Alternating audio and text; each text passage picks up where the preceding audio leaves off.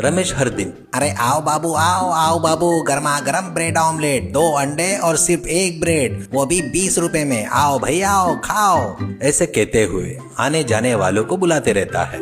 ऐसे ही उस रास्ते से जा रहे लक्की नाम का एक बुजुर्ग रमेश के पास आता है और लक्की रमेश से, अरे रमेश बेटा, कब तक ऐसे ब्रेड ऑमलेट बेचते रहेगा? थोड़ा रेसिपी तो चेंज कर, थोड़ा स्टाइल बदल, तेरा ब्रेड ऑमलेट खा खा कर बोर हो रहा है बेटा। तो रमेश, अरे बाबूजी, लक्की बोलकर आप नाम रख लिए, कितना मस्त है, फिर भी आप ऐसे क्यों बड़ों के जैसे सोच रहे हो?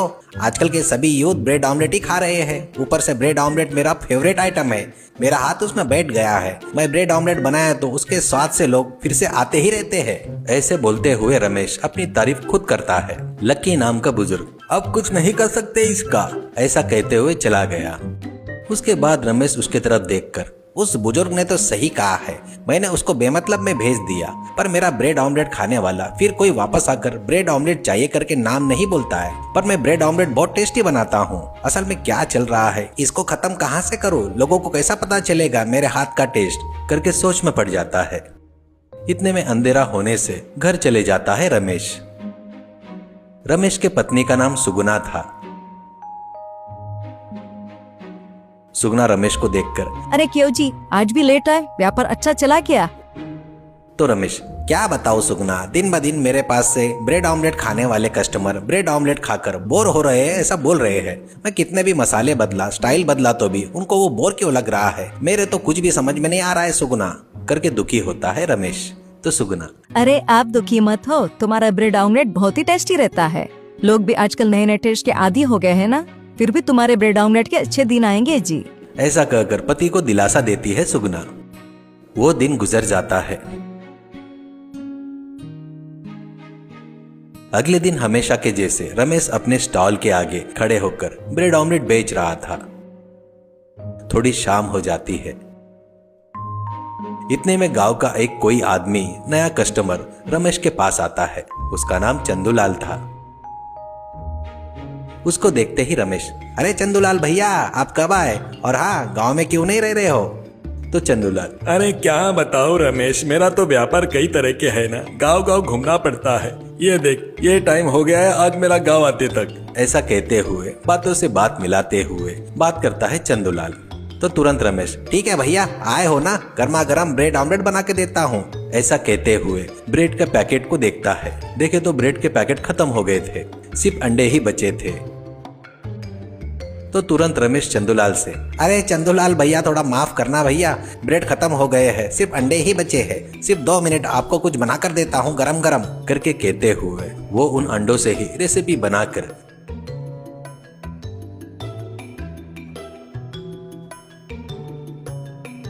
गर्मा गर्म चंदूलाल को देता है।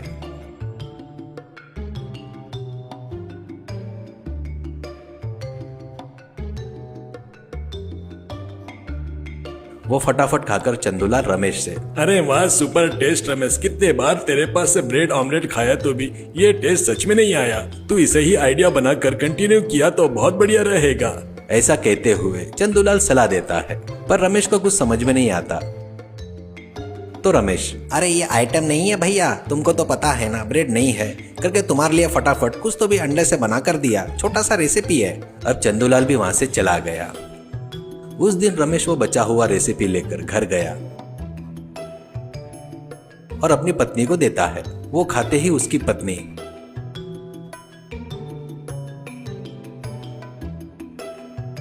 सुगुना, अरे वाह, क्या टेस्टी है जी, आपने अंडों से घोटाला कर दिया। तो वो बातें सुनकर रमेश, घोटाला यानी क्या है?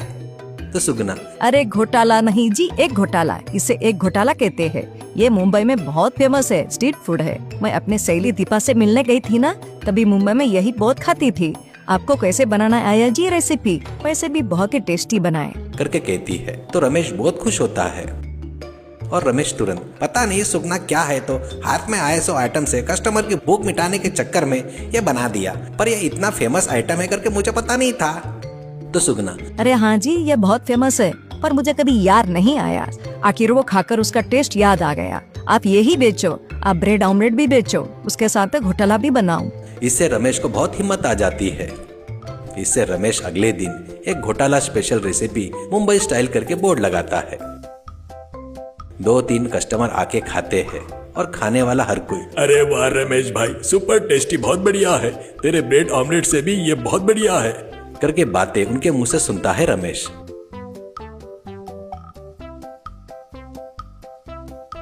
ऐसे धीरे धीरे रमेश का बिजनेस बहुत बड़ा हो जाता है।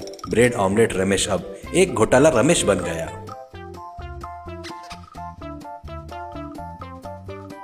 उस दिन से रमेश की सारी तकलीफें दूर हो गई। रमेश और उसकी पत्नी सुगुना बहुत ही खुशी से उससे होने वाली कमाई से बहुत खुशी से जी रहे थे।